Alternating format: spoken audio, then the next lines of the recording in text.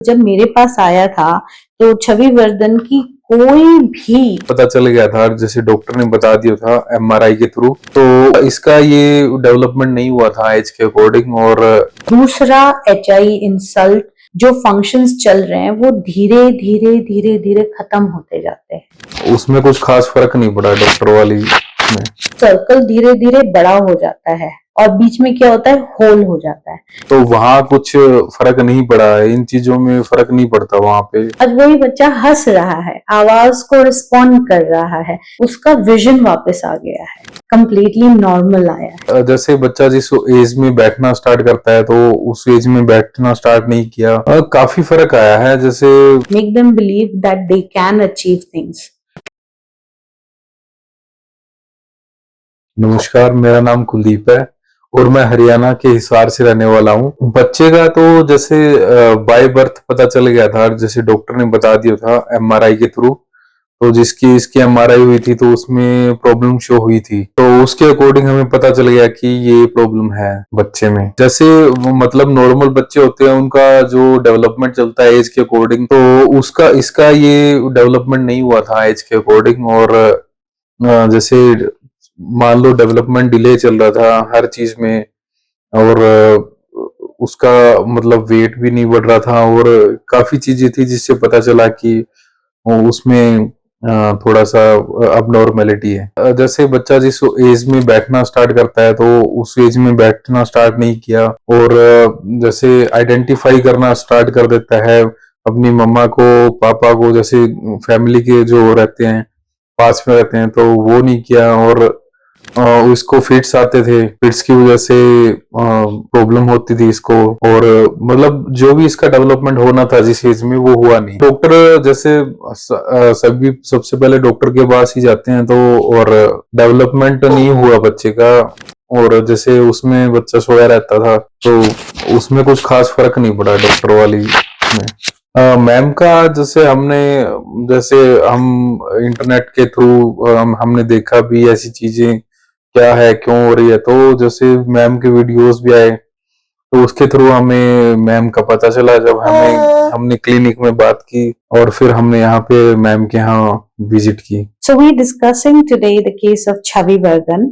Chavi Vardhan is 2 years and 2 months. अभी जब हमारे पास आया था, it's almost been 2 years, and so they came to us when he was a small baby, and that was the biggest choice that they have made. It is a right choice because जब मेरे पास आया था तो छवि वर्धन की कोई भी area जो है ब्रेन का वो फंक्शनल नहीं था। क्यों? फर्स्ट पेरीवेंट्रिकल लुकोमलेशिया, दूसरा HI इंसल्ट के थ्रू ये पेरीवेंट्रिकल लुकोमलेशिया हुआ। दूसरी चीज जो है उसके साथ जो थी वो डीमाइलेशन हो रहा था। डीमाइलेशन का मतलब होता है कि जो बच्चा जान रहा है, जो फंक्शंस चल रहे हैं वो धीरे धीरे धीरे धीरे खत्म होते जाते हैं, राइट? और वो किस लिए होता है ये जानना जरूरी है। जहां पे हाइपोप्लेजिया होता है जिसका मतलब ये होता है कि टिश्यूज नहीं बनते हैं ब्रेन के अंदर। और टिश्यूज क्यों नहीं बनते? क्योंकि सेल्यूलर लेवल पे जो एक्शंस होने चाहिए वो कंप्लीटली डाउन होते हैं। So when that is happening there is hypoplegia. जैसे हम पेपर में आग लगाते हैं तो क्या होता है, जैसे वो व्हाइट मैटर या जो पेपर जलता है तो वो सर्कल धीरे धीरे बड़ा हो जाता है, राइट? और बीच में क्या होता है, होल हो जाता है। And that is exactly what is happening with the brain which is having some form of leukomalacia. Now when that is happening, आप समझ लीजिए कि बच्चा अगर छोटा है और उसको सिर्फ आप दवाई पे जो है वो रख रहे हैं, तो सेल्यूलर लेवल पे ये बहुत ही खतरनाक चीज है कि आप सिर्फ अकेले उसको मेडिसिन दे रहे हैं। क्योंकि जो सीजर्स भी आ रहे हैं इसको वो थे मल्टी वेस्ट सिंड्रोम की तरफ जा रहा है। तो जब वो वेस्ट सिंड्रोम की तरफ जा रहा है तो एक तो उसको बॉडी को समझ ही नहीं आ रहा है कि वो किस तरीके से डैमेज कंट्रोल करे। क्योंकि एक तरफ जो है वो ब्रेन अपने आप को खत्म कर रहा है, एक तरफ टिश्यू वेस्ट हो रहे हैं, ठीक है, और एक तरफ सीजर्स आ रहे हैं और सीजर्स बहुत ज्यादा सिग्निफिकेंट सीजर्स आ रहे हैं। So when these things are happening all together, जो दवाइयां दी जाती है वो बहुत ही ज्यादा जो है इफेक्टिव होनी चाहिए, पर इफेक्टिव होने के साथ साथ वो क्या करता है, वो ब्रेन को नम कर देता है.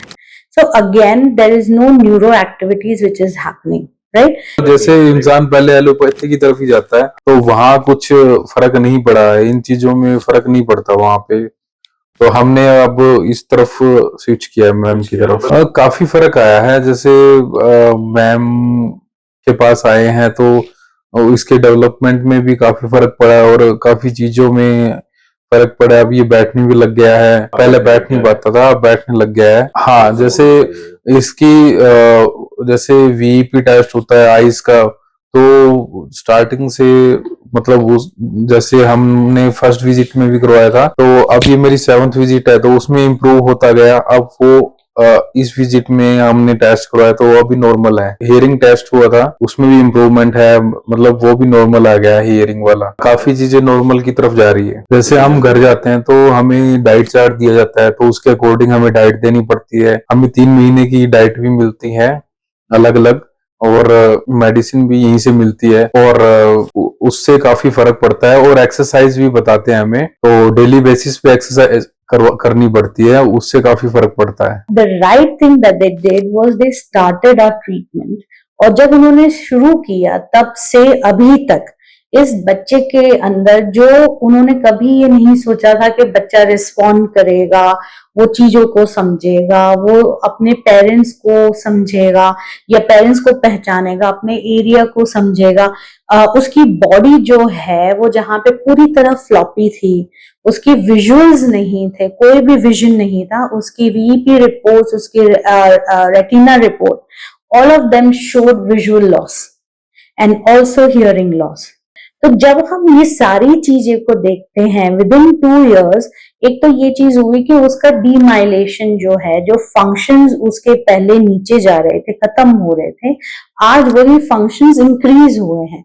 उसका जो जीडीडी था, जो कंप्लीटली उसको बेड रेस्ट पे था, उसको कोई इमोशंस नहीं थे, कुछ समझ नहीं थी, आज वही बच्चा हंस रहा है, आवाज को रिस्पॉन्ड कर रहा है, लाइट्स को रिस्पॉन्ड कर रहा है, चीजों को. और आज उसकी with in, I think this is his 6th therapy, उसका विजन वापस आ गया है, कंप्लीटली नॉर्मल आया है. ओके, एंड उसकी हियरिंग भी नॉर्मल आई है. क्योंकि अगर यही चीज अगर उन्होंने 2 साल इस बच्चे का कुछ भी नहीं किया होता, अगर सिर्फ उन्होंने दवाई पे रखा होता, तो I think the functions of the brain and the body वो कंप्लीटली इनसिग्निफिकेंट हो चुके होते, राइट? सो समटाइम्स कभी कभी एक बच्चे के अंदर जब हम ट्रीटमेंट देते हैं तो विद इन 2 सेट के अंदर ही बच्चे के अंदर बहुत अच्छे चेंजेस आ जाते हैं.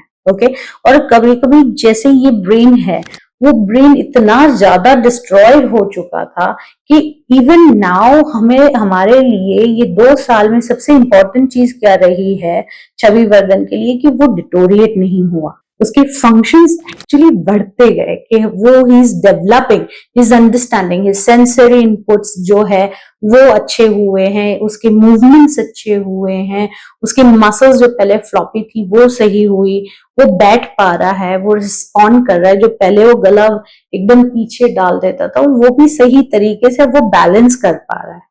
Right? So I would say the parents, Chavi Vardhan ke parents have done an amazing job, and I really want to congratulate them कि आज उनका बच्चा जहाँ पे है वो उनकी मेहनत और उनकी intuitions की वजह से है.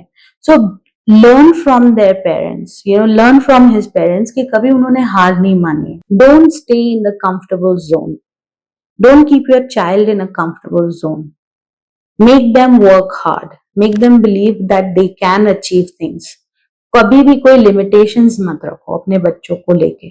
Even if 100 people have told you कि इसका कुछ नहीं हो सकता, पर आप कभी भी हार नहीं मान सकते क्योंकि आप parents. I wish you all the best. हम तो यही अपील करेंगे भी, अगर किसी के पास ऐसा बच्चा है अब नॉर्मल है तो मैम के पास एक बार विजिट कीजिए तो फर्क पड़ेगा. और मतलब जितना जल्दी हो सके उतना विजिट कीजिए. अगर जितना डिले होगा उतना ही इम्प्रूवमेंट में टाइम लगता है यहाँ पे.